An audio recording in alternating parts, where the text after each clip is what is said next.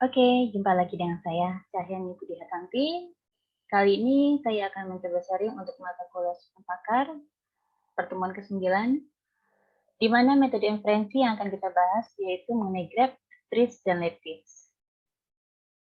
Oke, secara umum ya, untuk graph merupakan satu bentuk geometri yang menghubungkan titik-titik ya atau node dengan garis atau tanda panah. Nah, ini yang disebut dengan node. Tanda panah ini merupakan arcs-nya. Oke, di sini merupakan contoh ya, peta yang menunjukkan berbagai kota antara kota-kota yang akan dilaluinya agar mencapai kota tujuan yang diinginkan agar lebih cepat sampai. Oke, A sampai dengan H ini disebut dengan node. Oke, sedangkan tanda panah ini disebut sebagai arch-nya atau link-nya.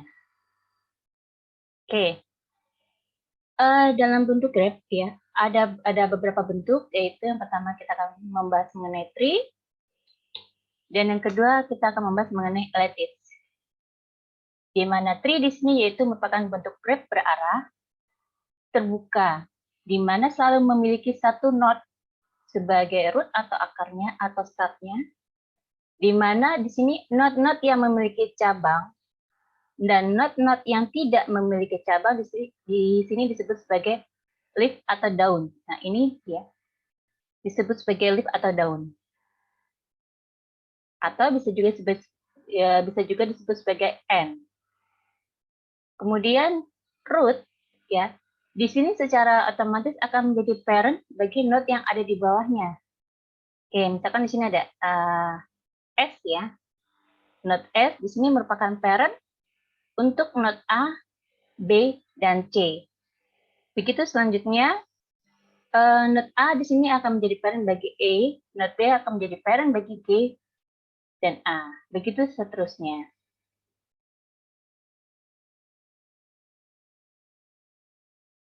Oke. Nah, di sini ada levelnya ya. Di sini menunjukkan sebagai hierarki atau menggambarkan kedalaman sebuah pohon, di mana di sini node merupakan berbagai keadaan dalam ruang pelacakan, di mana arts-nya di sini sebagai operatornya. Oke, kemudian bentuk yang kedua itu ada bentuk lattice, di mana bentuk graph berarah bisa terbuka, bisa juga tertutup. Di mana keunikan dari lattice di sini dibandingkan tree adalah bahwa lattice dapat memiliki lebih dari satu node sebagai start. Nah, kalau tadi tree hanya memiliki satu node sebagai start. Nah, kalau di sini perbedaannya adalah lattice bisa memiliki lebih dari satu node sebagai start. Dan adanya kemungkinan di mana sebuah node memiliki lebih dari satu parent. Ya, di sini keunikannya yang lain juga bahwa pada lattice dapat terjadi hanya ada satu node sebagai leaf atau daunnya. Jadi seperti ini gambarnya.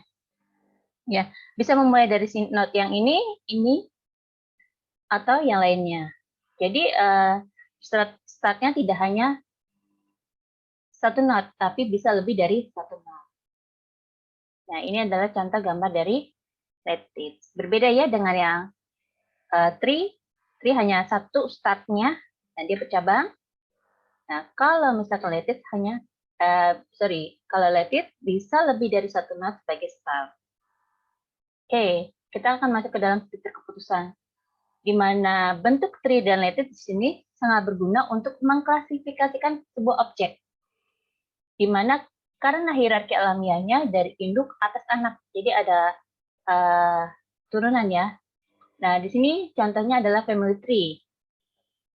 Hitung ya, waktu kita SD pasti kita disuruh membuat struktur keluarga kita dari kakek punya anak berapa sampai dengan ayah dan ibu kita. Nah, nanti ayah dan ibu kita mempunyai anak siapa saja. Nah, itu merupakan contoh struktur keputusan atau family tree.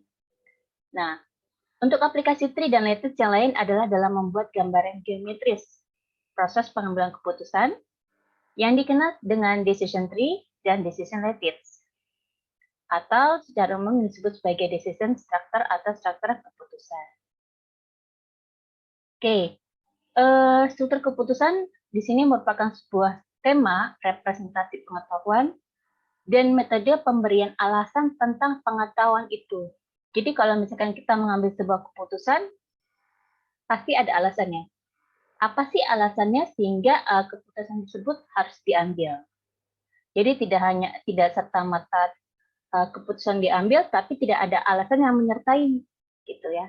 Jadi harus ada alasan dalam setiap keputusan yang diambil.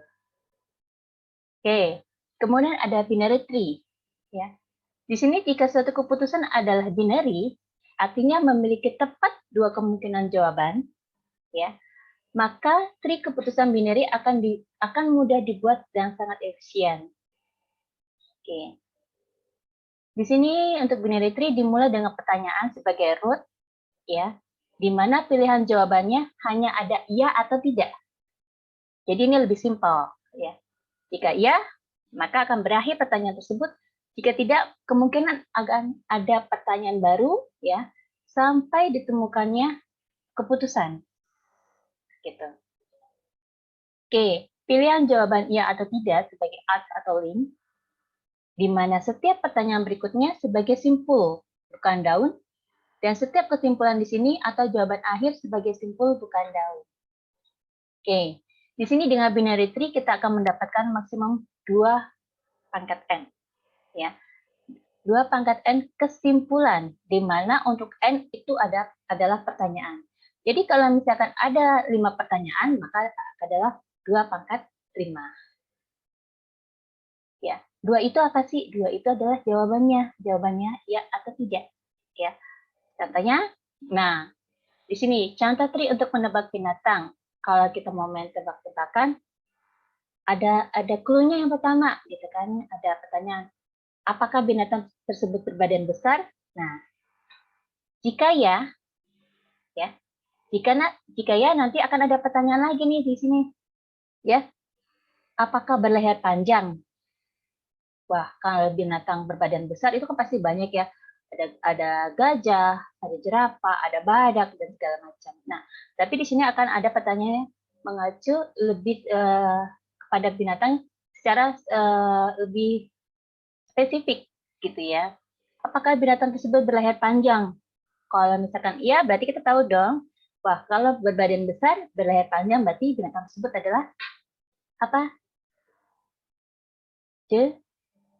Jerapah. Nah, tapi kalau misalkan binatang tersebut berbadan besar, tapi tidak berleher panjang, kemungkinan akan ada pertanyaan baru lagi. Apakah berbelalai? Nah, kalau berbelalai berarti kita bisa tahu, oh jawabannya adalah gajah. Tapi kalau jika tidak berbelalai, maka akan ada pertanyaan baru di sini. Apakah binatang tersebut termasuk kudanil? Iya, kalau misalkan suka berenang berarti kudanil. Kalau misalkan tidak suka berenang, berbadan besar, tidak berlayar panjang, tidak berbelalai, tapi dia suka berendam. Nah, selain kudanil, apalagi? Misalkan yang tidak suka berendam, yaitu misalkan badak. Nah, kalau misalkan kita melihat dari sisi kiri. Sisi kanan yaitu jawabannya iya. Nah, kalau misalkan apakah berbadan besar?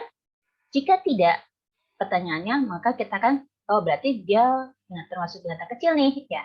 Nah, kalau misalkan clue dari binatang kecil apa saja sih? Nah, misalkan apakah dia mencicit binatang tersebut? Nah, kalau misalkan mencicit berarti kita bisa tahu, oh berarti tikus. Nah, kalau tidak mencicit berarti binatang kecil yang tidak mencicit. Nah, kemungkinan adalah tupai.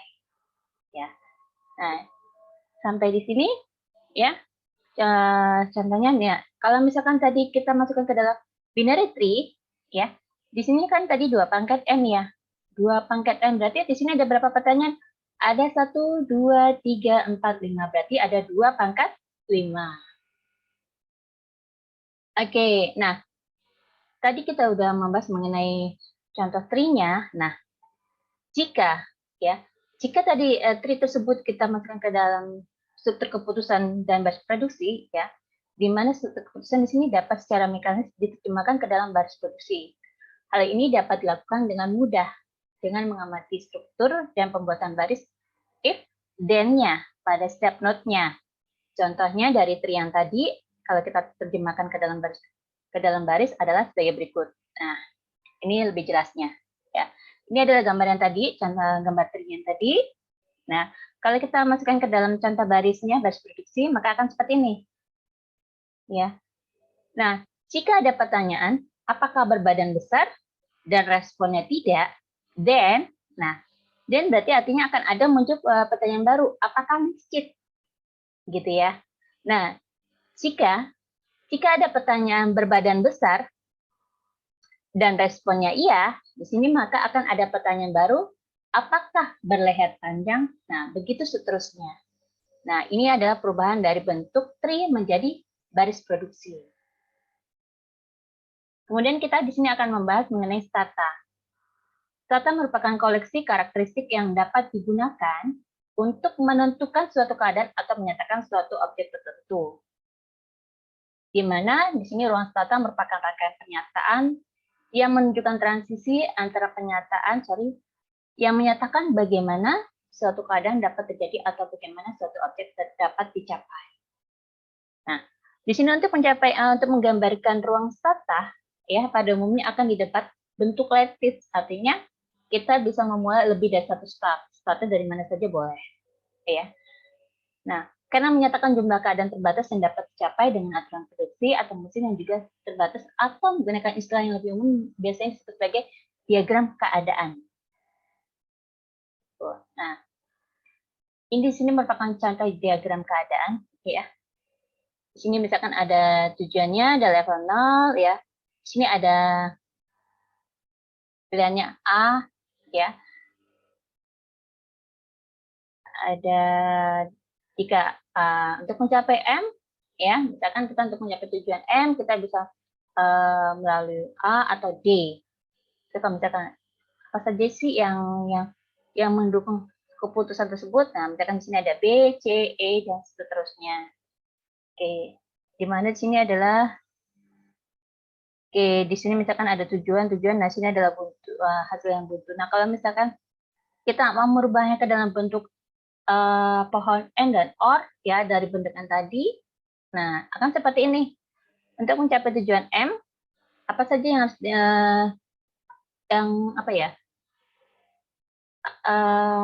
keputusan apa saja yang mendukung ya dalam pengambilan keputusan M? Oh, berarti di sini ada A, B, C, E, ya. Kemudian H, T, ya. H dan T atau HT. Artinya di sini HT dan H dan T itu bisa dua-duanya terpenuhi atau memilih H atau T saja. H saja atau T saja.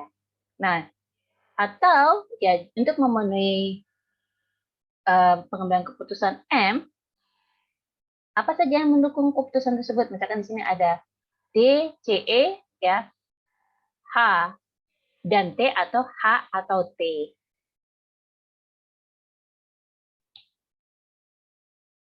Oke. Nah, kita sudah membahas ya untuk tadi ruang strata, tree, graph, ya. Nah, di sini ada contoh kasus, ya nanti bisa kalian kerjakan. Kalau tidak salah ada 3 contoh kasus, ya. Oke. Nah, yang pertama adalah contoh kasus mesin minuman ringan untuk problem keradaan pisang. Dan yang terakhir adalah menuju tempat kerja. Nanti saya akan coba jelaskan secara umum. Nah, untuk tiga soal tersebut atau 3 kasus tersebut nanti bisa kalian kirimkan tugas kalian, ya. Oke, sebelumnya saya akan mencoba jelaskan dulu dari tugasnya. Nah, untuk contoh ruang strata, ya, yang pertama itu kita kasusnya mengenai mesin minuman ringan. Nah, diketahui di sini harga minuman ringan adalah 1.200, di mana mesin minuman hanya dapat menerima koin dengan pecahan 500 atau 200. Ya. Dapat digambarkan diagram keadaan dengan satu not sebagai simbol start dan satu not sebagai simbol end. Penerima atau sukses yang digambarkan dengan lingkaran garis ganda dan not lain untuk keadaan yang bukan start atau sukses dengan lingkaran bergaris tunggal. Nah, untuk art atau panah diberi keterangan dengan pecahan koin yang mungkin, ya, untuk memudahkan kita bisa menggunakan simbol L untuk pecahan 500 dan D untuk pecahan 200. Nah, kalau misalkan kita menggambarkan, ya, kurang lebih seperti ini. Misalkan di sini adalah minuman ringan. Nah, tadi koin yang kita gunakan adalah koin 500 atau 200. Misalkan Ya. Di sini kita letakkan koin 500. Ya. Di sini 200. Jangan lupa kalau 500 berarti di sini adalah L. Ya. Nah, di sini adalah D keterangannya. Nah, kalau misalkan kalau harga mesin 1.200, sedangkan mesin tersebut hanya bisa menerima koin 500 dan 200. Berarti kalau misalkan di sini ya 500, berarti kita bisa gunakan 500 dan 200. Ya, atau kita tukar saja di sini deh. Misalkan di sini adalah 200, di sini 500. Ya. Di sini berarti kita gunakan 500, 500 dan 200. Nah, berarti sudah selesai. Ya, ini tidak perlu ya, ini kita hilangkan saja contohnya. Nah, berarti kita hanya sampai di M, D, I, dan C. Jangan lupa, kalau misalkan kita gunakan dan, ya, berarti ada garis lengkung di sini. Itu N, artinya 500 dan 200 kita gunakan. Ya. Kita gunakan bisa di atasnya juga sih di sini ya. 500 dan 200 kita gunakan, artinya berarti kita kurang 500, kita tinggal kasih garis lagi satu not yaitu Rp500. Nah, kalau misalkan di sini kita gunakan 200, berarti ada berapa nih? Ada 6. Ya, berarti 1, 2, 3, 4, 5, 6. Berarti ada 6 not yang menyertainya. Nah, seperti itu. Ya, gampang. Nah, nanti kalian tinggal gambarkan saja diagram keadaannya. Oke. Berarti 1 tadi sudah terjawab ya. Tinggal kalian gambarkan saja karena saya sudah jelaskan. Nah, untuk contoh lain ruang tata, misalkan untuk problem kera dan pisang. Diketahui di sini seekor kera berada dalam ruangan, di mana kera-kera berusaha untuk mengambil pisang yang digantung di langit-langit ruangan, di mana di ruangan terdapat sebuah kursi dan sebuah tangga. Di sini pisang hanya dapat dicapai oleh kera jika kera menggunakan tangga. Nah, jangan lupa. Ya. Ini berarti ada kera, ada pisang, ada kursi. Ya, ada tangga. Berarti itu nanti yang akan not-not yang akan kita pakai untuk apa? Untuk mencapai tujuan agar kera bisa menggapai pisang dengan sempurna. Nah, di sini penyelesaiannya, di mana kasus ini dimulai dalam keadaan bervariasi, sehingga kita tidak menggambarkan simbol start. Nah, di sini bebas ya, tidak ada simbol start untuk kasus seperti ini, tapi hanya ada simbol N atau suksesnya saja yang dibuat slide note yang lain. Berarti kita bisa memulai dari mana saja. Nah, berarti kalau seperti ini kita bentuknya bentuk lattice ya.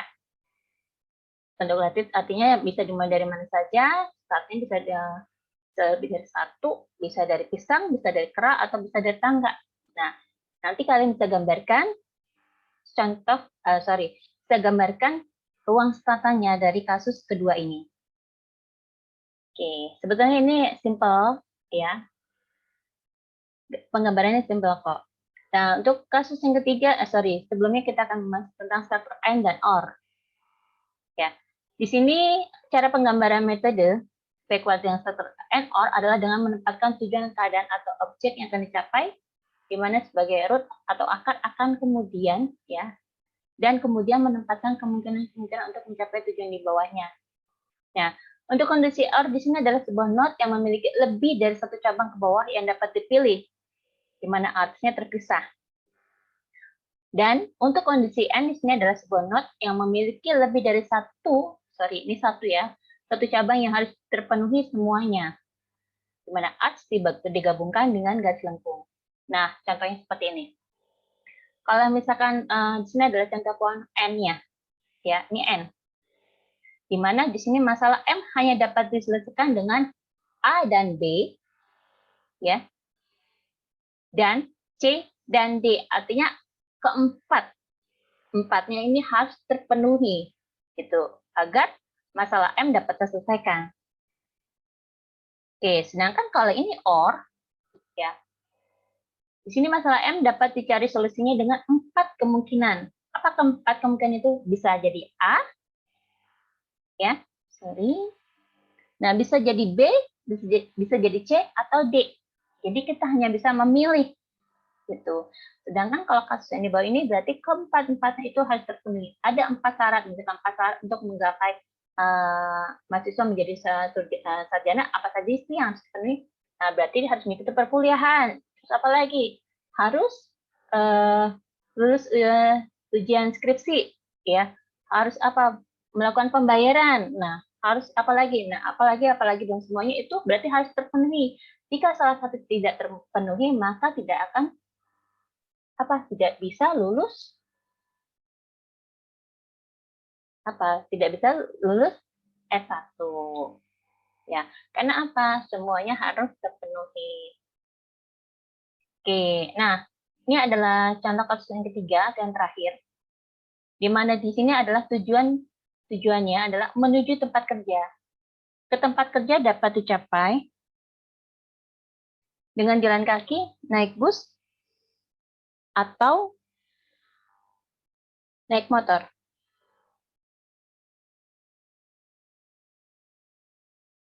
Jalan kaki dapat dilakukan jika kaki cukup sehat. Untuk naik bus, di mana ya kaki cukup sehat. Nah, untuk naik bus bisa menunggu di halte atau jalan kaki terminal. Kemudian untuk naik motor harus dipastikan motor dalam kondisi baik dan ada bensinnya. Dan untuk memastikan kondisi motor baik harus diperiksa sendiri atau orang lain yang memeriksa. Nah, untuk mendapatkan bensin, ya, untuk memastikan kondisi motor baik harus diperiksa sendiri atau orang lain yang memeriksa, gitu ya. Nah, untuk mendapatkan bensin di sini,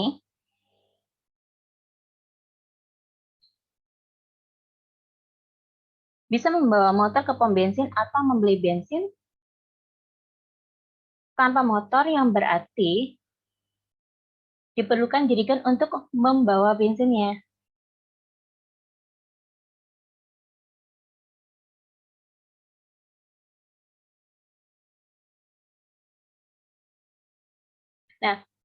Nah, berarti di sini startnya bisa dari mana saja ya? Bisa dari jalan kaki, naik bus, atau naik motor, di mana tujuannya adalah menuju tempat kerja. Oke, untuk 3 kasus tersebut, ya, kalian bisa kirimkan seperti biasa, ya. Kalian gambarkan, kemudian hasilnya bisa kalian kirimkan ke web e-learning, ya. Ibu tunggu sampai malam ini. Oke, jika ada yang mau ditanyakan, kita bisa masuk ke sesi sharing di grup ya, di grup WA. Ibu rasa sampai di sini penjelasan untuk materi ke-9 yang mengenai grade, tree, dan lattice. Selamat malam, salam sehat, dan salam sejahtera untuk kita semua.